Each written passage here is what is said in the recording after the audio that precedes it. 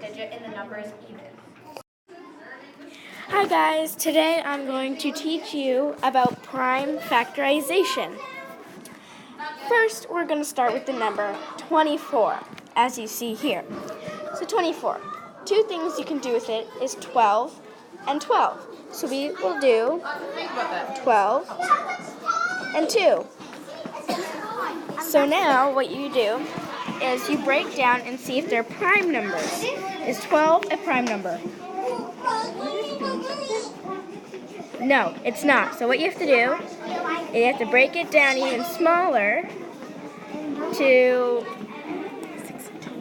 6 and 2.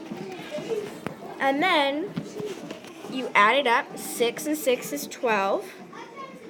And then you do 12 and 12 equals 24.